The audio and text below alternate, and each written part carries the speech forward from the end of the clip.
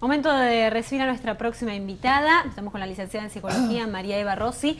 María Eva, un gusto tenerte. Buen día, Delfina, ¿qué tal? Muy bien. Bueno, hoy sí llegué. Hoy sí. Sí. Te adelantábamos, desde ayer te Desde adelantábamos. ayer me estaban anunciando. Hay mucho anunciación. ¿Viste cómo es esto? Hay que anunciar porque así la gente se prepara que está del otro lado. Y bueno, para compartir un nuevo espacio aquí, un nuevo micro, en este caso con un tema interesante. Titúlamelo. Hoy vine como psicóloga. A ver. Porque el tema es envidia, deseo. Envidia-deseo. Complejo.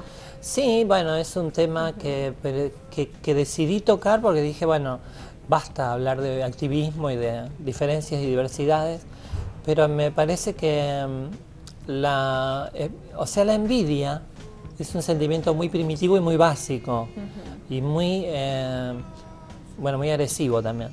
Entonces, la explicación que podría dar yo así como muy a grandes rasgos sería la diferencia que existe entre envidia y celos, que no es lo mismo, aunque a veces se confunda. ¿Por qué no es lo mismo? Porque en realidad la envidia lo que apunta es a ocupar el lugar del otro. Me gustaría estar estar viviendo lo que el otro está viviendo. Y eso se puede ver desde chiquititos, bebitos.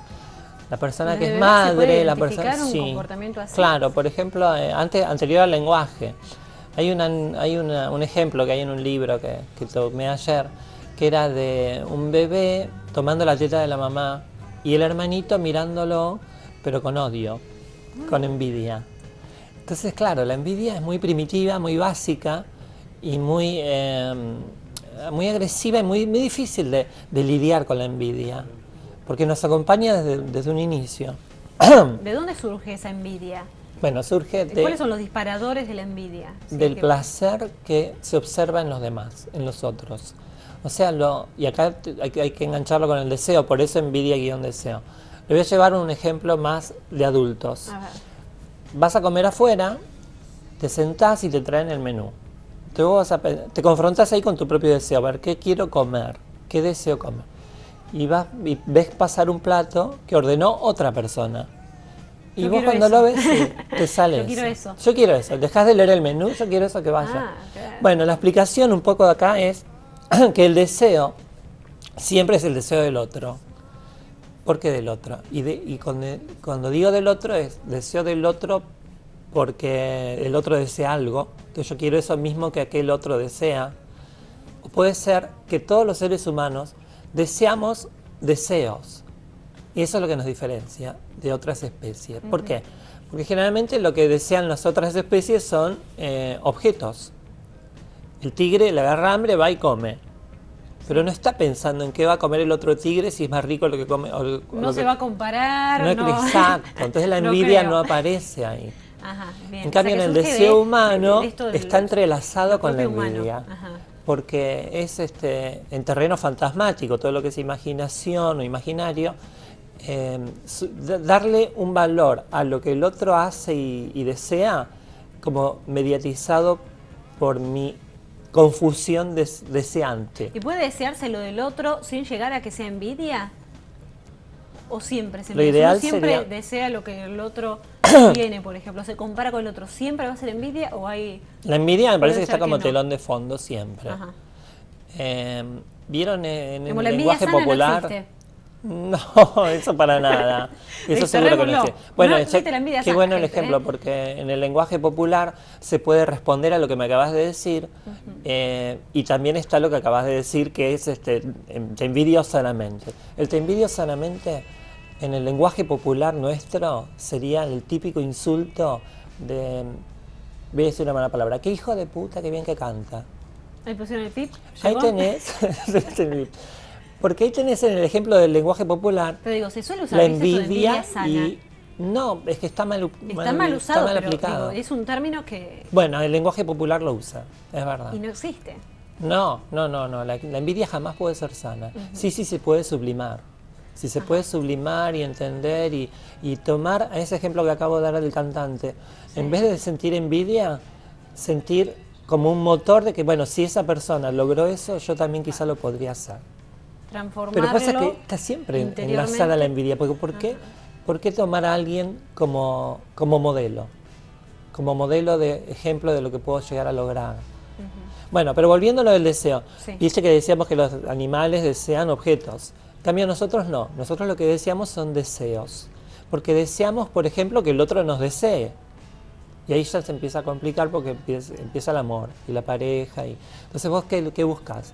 Y que el otro me elija, me desee, o sea, termina siendo una lucha por reconocimiento de que el deseo del otro me dé un lugar que yo quiero ocupar. Entonces ahí empieza la lucha por reconocimiento, que sería que me elijan. Entonces ahí, ¿cómo se ve eso? Entonces, ¿qué estoy buscando? ¿Mi motor cuál es? ¿Lograr a la persona como objeto o lograr que el deseo de esa persona me desee a mí y que se enlace el deseo de uno con el otro? Bien. De No ahí sé la si estás relación muy entre bien. deseo y envidia, y por eso los celos. Claro, y los celos, que es la otra punta, Ajá. los celos serían ganas, envidia por el tercero en cuestión, el tercero en disputa. ¿Por qué? Porque ponerle que dos personas, A y B, estén en pareja y aparece una C y esa C interfiere en el vínculo entre A y B. Bueno, puede ser que A sienta celos, envidia, pero que están entrelazadas. ¿Por qué? Porque está justo el deseo de B en cuestión. O sea, si yo soy A y estoy en una relación con B y aparece C, pero C se enamora de B, me lo quita, yo voy a sentir celos porque yo ya no estoy más con B. Y envidia Te por, estoy C, siguiendo, por te estoy C. siguiendo. Y envidia por C, Sí. porque yo quisiera estar en el lugar de C. Digo, y esto de quitar tiene que ver con los celos, ¿no? Con la posesión, ¿no? Claro. Creo. Bueno, porque en realidad la posesión es lo que la trampa del Ajá. deseo. En realidad La trampa. tenemos que aceptar que el otro es libre y que puede elegirte, como puede cambiar de O no. opinión, o puede no elegirte, o puede aparecer otra persona que le modifique toda su existencia. Y entonces ahí ya no sos más parte de la elección del deseo del otro, porque siempre estamos hablando de deseos. O sea que la envidia y los celos están relacionados, son dos caras de una misma moneda. ¿Cómo es la relación? ¿Es contrapuesta? ¿Va de la mano? La envidia y el deseo, o la envidia y los celos. La envidia y los celos. La envidia y los celos son confusos porque... Son dos cosas negativas para arrancar. Porque me Sí, imagino son que- dos cosas. Pero digo, ¿qué relación entre ellos se puede establecer? Y que la envidia es quisiera estar donde está esa persona. Y celos es quisiera que esa persona deje de mirar a los demás y me elija a mí. Entonces, ¿De qué parte? ahí Van está de la mano. Claro, van un poco de la mano. Porque generalmente cuando hay celos, puede haber una persona real o puede no haber ninguna persona competidor o competidora en la realidad. Pueden ser fantasías de la persona celosa. En realidad, si yo me circunscribo más a lo que es el psicoanálisis freudiano, los celos serían una proyección de lo que una o uno desea. Si soy celosa es porque yo quiero meter los cuernos. Esa Así, sería un poco derecho.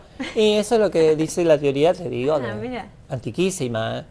Claro, como que en realidad la persona celosa lo que hace es poner en el otro lo que en realidad es propio. Bien. No sé Bien, si... bien, sí, se entiende está clarito. claro. Sí. Por ejemplo, no sé, una mujer celosa y controladora, en realidad lo que quiere es libertad. Bien. O sea, libertad de su propio deseo. Lo que pasa es que, claro, los vínculos que son de amor y de pareja no están muy preparados, por lo menos en esta etapa de la cultura nuestra, a la libertad. ¿Por qué? Porque vos recién me decías poseer. Claro, porque tenemos la tendencia que sos mío. Sí, Sos eso es para mí cultural. y sos mi propiedad. Y eso sí es un problema para la libertad. Y el aceptar siempre, porque acá está la angustia, el aceptar que el deseo del otro es, por un lado, indómito y por otro lado, muy difícil de conocerlo. Es más, el deseo propio a veces es difícil de conocerlo. Incluso. Claro. Sí. Recién me hablaban antes de entrar acá, del caso del Papa. Bueno, ahí tenemos, si es que todo esto es cierto, porque no me animo a afirmarlo así con sello, que el Papa estaría yéndose a vivir con un amigo. Ajá. Fíjense ustedes que qué trampa o qué insondable es el deseo. Porque el deseo acá, si es que es cierta esta historia, aparece con toda su verdad y resignificando todo lo que había dicho el Papa hasta ese momento, porque el Papa era una persona que decía condenatoriamente que la homosexualidad, bueno, toda una especie de discurso inquisitorio y persecutorio de lo que en realidad parece que es la verdad más profunda de él. Si es que esto es cierto, no sabemos, porque yo no me animo a categorizarlo y a hacerlo categórico. Miren, el Papa se fue a vivir con...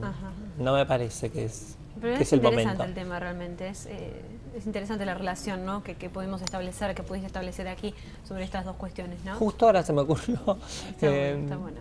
No sé si tenía mucho que ver la envidia, el deseo y el Papa, pero... Pero se ha armado la relación, no sabemos cómo, pero quedó ahí.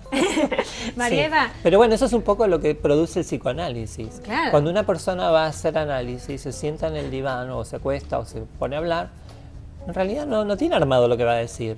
Y justo eso es lo que tiene que pasar, que es la asociación libre.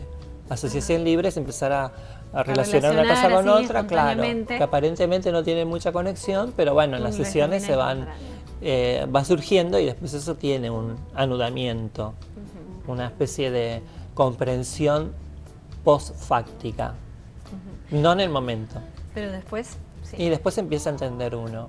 Bueno, pero eso pasa viendo además las historias propias y ajenas de la vida.